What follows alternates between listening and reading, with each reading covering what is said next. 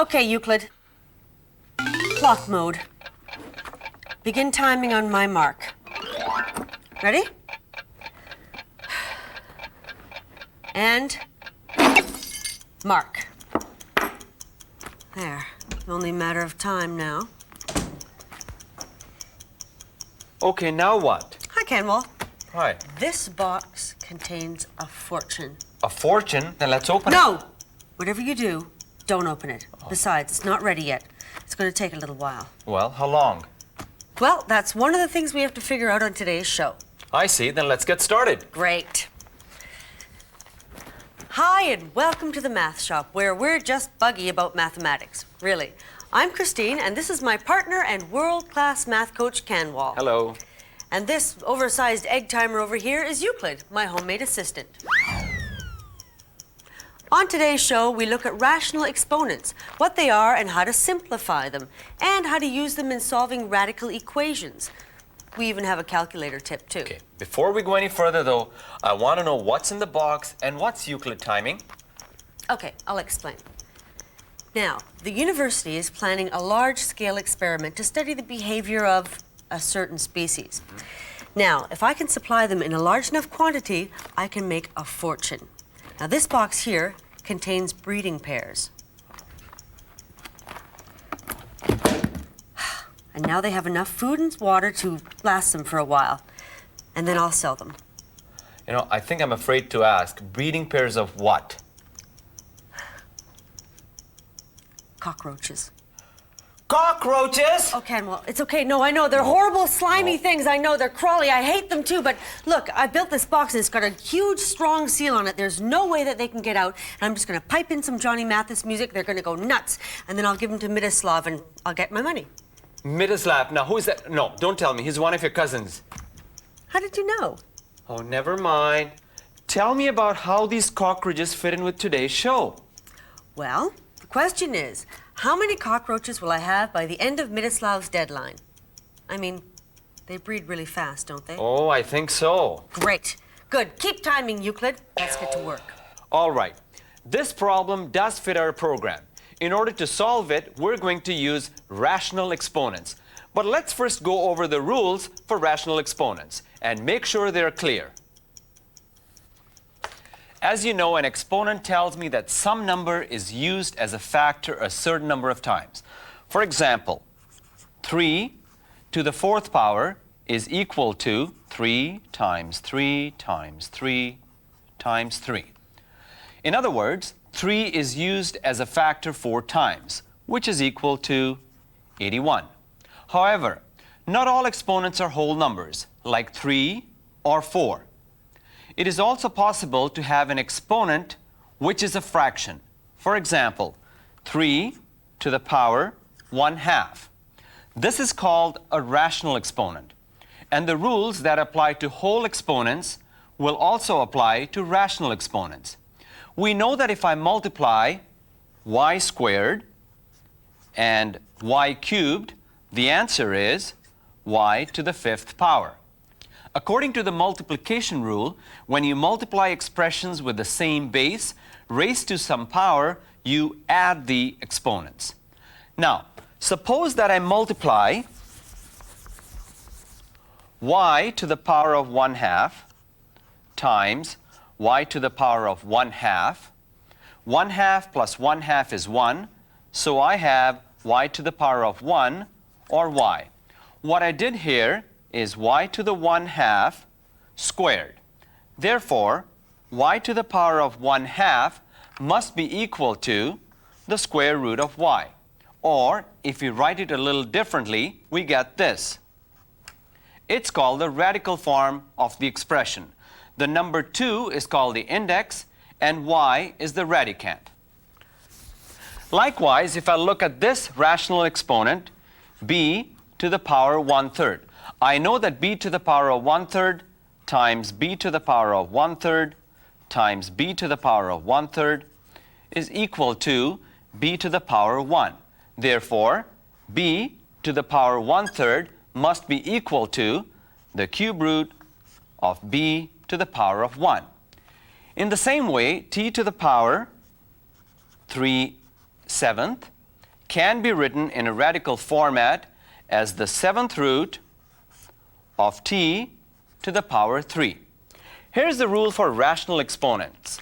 X to the power n over m is equal to the m root of x to the power n. If I apply this rule to the following, 3 to the power 1/2, I know it is also equal to the square root of 3 to the power 1. One more example.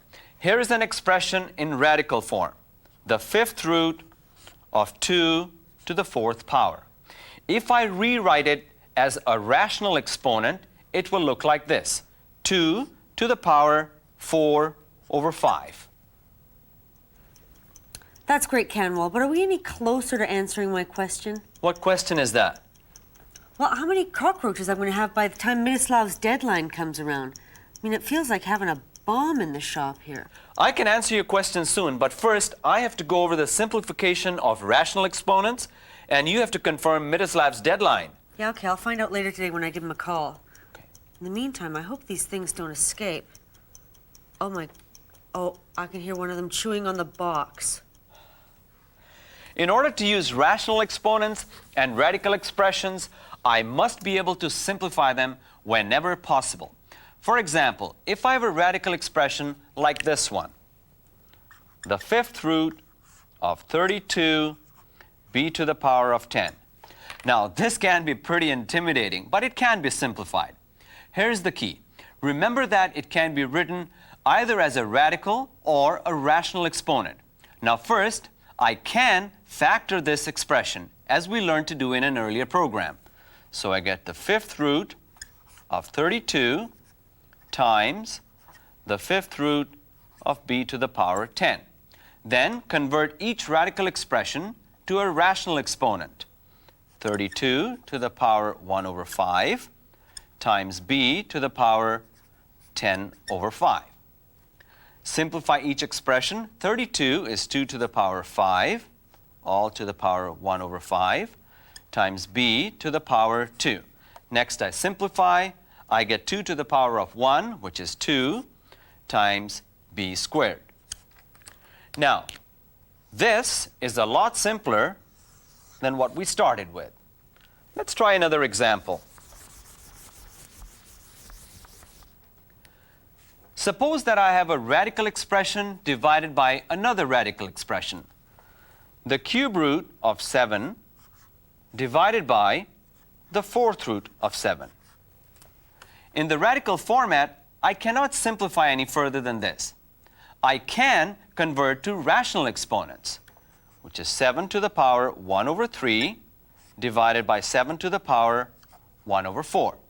Remember that to divide one exponential expression into another, I subtract the exponents.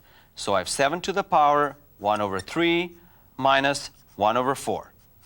Now I get a common denominator. This is 7 to the power 4 over 12 minus 3 over 12, which is 7 to the power 1 over 12. Now, converting back to radical form, I get the 12th root of 7. Okay, another example. This time, I have the 6th root of 5 divided by the 4th root of 5. I convert the radical expressions to rational exponents. 5 to the power 1 over 6 divided by 5 to the power 1 over 4. I subtract the exponents. 5 to the power 1 over 6 minus 1 over 4. I get a common denominator. 5 to the power 2 over 12 minus 3 over 12. And I get 5 to the power negative 1 over 12. I get a negative exponent.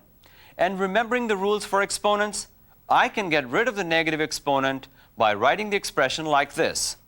1 over 5 to the power 1 over 12. In order to simplify radical expressions, you can use the following 3 steps. Euclid, a little order, please. Begin by converting the radical expression to one with a rational exponent. Then, use arithmetic and the laws of exponents to simplify. And finally, if it's applicable, convert back to radical notation. Here's an example.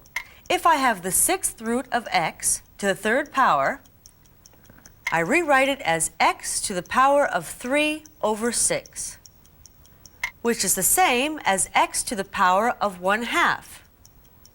And in radical notation, that is the square root of x. Kanwal, you keep working on this. I have to call Miroslav. All right. Let's try one more example of simplifying a radical expression that's a little more challenging and gives us a surprising result. Hi, Miroslav. Christine. Fine, thanks. And you? Suppose we have this.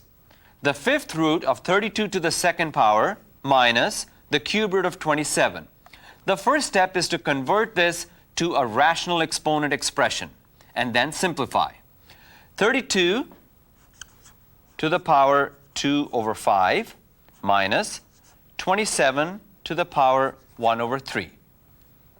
32 is 2 to the 5th power, so the first term can be rewritten as 2 to the 5th power all to the power 2 over 5 minus 27 is 3 cubed, 3 to the 3rd, all to the power 1/3.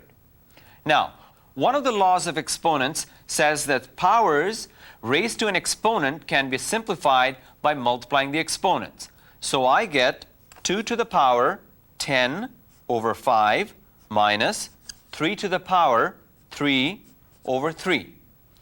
Now, 10/5 is equal to 2, so I have 2 to the power 2 minus 3 over 3 is 3 to the power 1. 2 squared is 4, and 3 to the power 1 is 3. So, believe it or not, this expression finally simplifies to 1. Ooh, that's great. Thanks. Okay, Kanwal, this is better than I thought it was.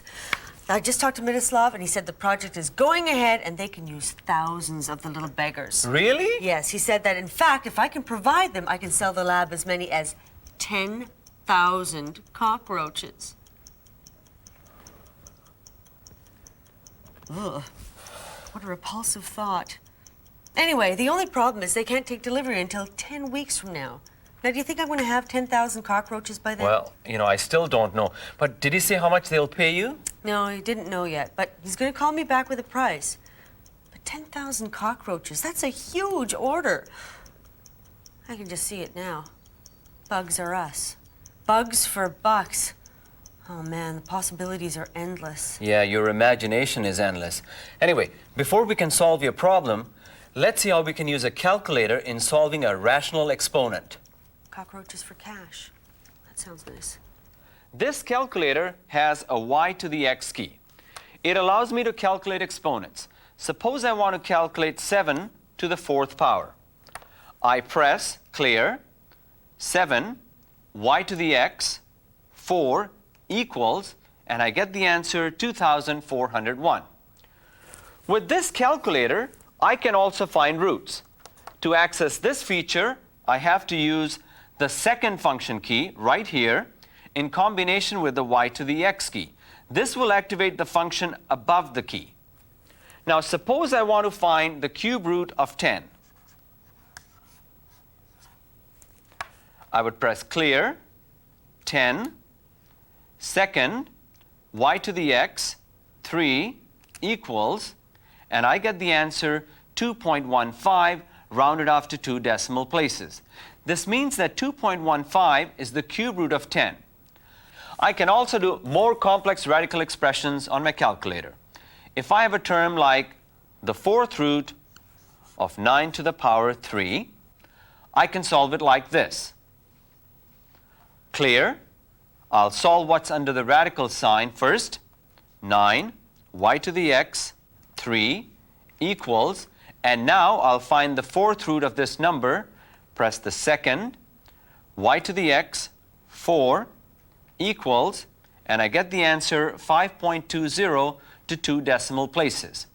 I can also solve this same expression as a rational exponent. First, I must rewrite the expression. To convert a radical expression to a rational exponent, I use the index as the denominator and the exponent of the radicand as the numerator. Now I can convert the fractional exponent to a decimal. 3 divided by 4 is 0.75. So now I press clear. 9 y to the x 0.75 equals, and I get the same answer, 5.20.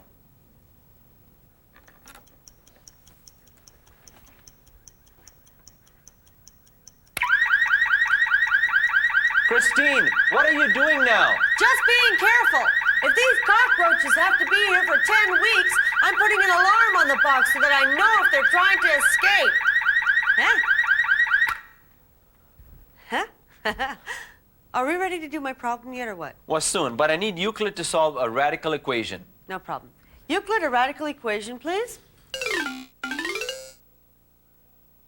In order to solve this radical equation, we'll convert the radical into an expression that has a rational exponent. The first step is to isolate the radical term. So, in this case, I subtract 5 from both sides of the equation. Now, because the radical is a square root, I square both sides of the equation. Next, I convert the square root of x plus 7 into its rational exponent form, x plus 7 all to the power of 1/2. 1/2 times 2 gives me an exponent of 1, leaving only x plus 7 on the right side. Now, to write the equation in standard form, I subtract x plus 7 from both sides.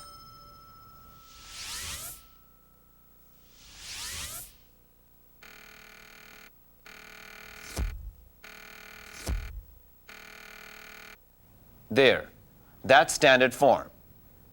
Now I can factor this equation using the sum and product method. That means I'm looking for numeric terms, the sum of which is 11 and the product of which is 18. Those numbers are 9 and 2. Now I know that x is equal to either 9 or 2.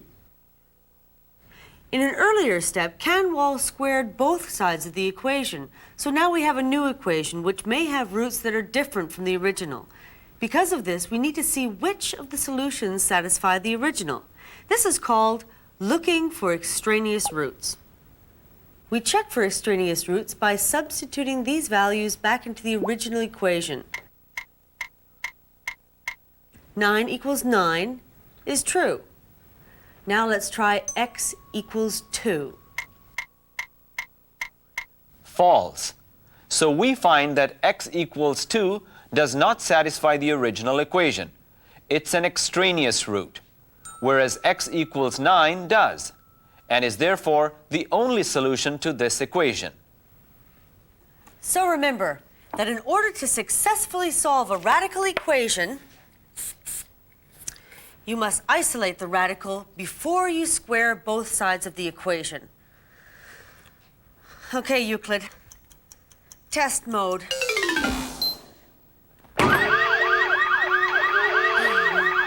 All right. Reset, Euclid! Okay, Kanwal, are we now ready to solve this cockroach thing? Well, as a matter of fact, I think we're ready. Oh, yes. Do you hear that, you cucarachas? Your days are numbered. Okay, first I need to assemble some facts. Now, how many cucarachas did you release in the box? 100. 50 females and 50 males.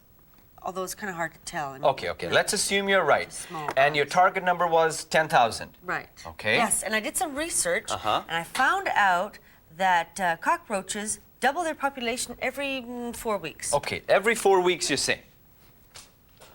Okay, there is a standard formula that I can use for exponential growth, which is the case here. It says that y equals a times b to the power x, where y is the total amount after a specified period of time, a is the number at the start, b is the growth factor, such as doubling or tripling or whatever, and x is the number of time intervals that growth is permitted to occur. For example, weeks, months, or years. In this case, y is the total number of cockroaches we end up with. A is the starting number. In this case, it is 100. B is the growth factor. We know that the population will double in a given time period, so B equals 2. And X is the amount of time that growth is permitted to occur. In this case, that is 10 weeks. Now, but remember, they double every 4 weeks. So to account for this, the power is really 10 divided by 4, a rational exponent. So now our equation is y equals 100 times 2 to the power 10 over 4. Now, I can solve this with my calculator using the bracket keys. And I'm going to use brackets to solve the rational exponent. Watch how I do this. Clear, 2, y to the x, left bracket, 10 divided by 4, right bracket, equals, times 100 equals. I find that by the end of 10 weeks, your cockroach population will have reached 565 cockroaches. What? What do you mean, 565 cockroaches? That's it? Well, if they were running around your kitchen, you wouldn't be saying that. Yeah, but Miroslav said I could sell like 10,000 of these things to the university. Well, you know, it's a principle of supply and demand. He's got a high demand, you've got a low supply, so it'll drive up the price. Yeah, we haven't negotiated price yet. Okay. Let's see, that would bring it to $10 a bug. He'll never go for that. Well, now that we have solved that problem, we still have a little time left. Now, don't you have a clip for us to look at? Yeah, right. Anyway, here are a couple of other applications you can use rational exponents in. Euclid. It isn't always practical to measure the height of a Douglas fir tree directly, but the height of one can be estimated from the diameter of the trunk at the base, according to a formula. That formula is h equals 34.1 times d to the power 2 over 3, where h is the height in meters and d is the diameter of the trunk, also in meters. The largest tree in Canada is a Douglas fir, with a base diameter of 4.35 meters. So let's substitute. D is 4.35. Let's use this formula and a calculator to estimate its height. I'm going to use the bracket keys again. I press 4.35 y to the x, left bracket, 2 divided by 3, right bracket, equals, times 34.1 equals, and I get the answer 90.87 meters, or we could say about 91 meters. Well, here's another one. When you're at the beach spreading on the sunscreen, have you ever asked yourself just how much skin you have? Well, I have. Anyway, somebody's obviously spent some time on this question because there's a formula for it. It's kind of hard to measure directly, but you can estimate your skin area using rational exponents. The formula is area in square meters equals 0.025 times h to the power 0.42 times the square root of w, where h is your height in centimeters and w is your weight in kilograms. Because of our work today, I know that I can write the square root of w as w to the power 1/2 or w to the power 0.5. And let's suppose I'm estimating the area of someone who is 167 centimeters tall and who weighs 65 kilos. That's about 5 feet 5 and around 143 pounds. Let's substitute. A is equal to 0.025. The height is 167 to the power 0.42. And the weight, 65 kilograms to the power 0.5.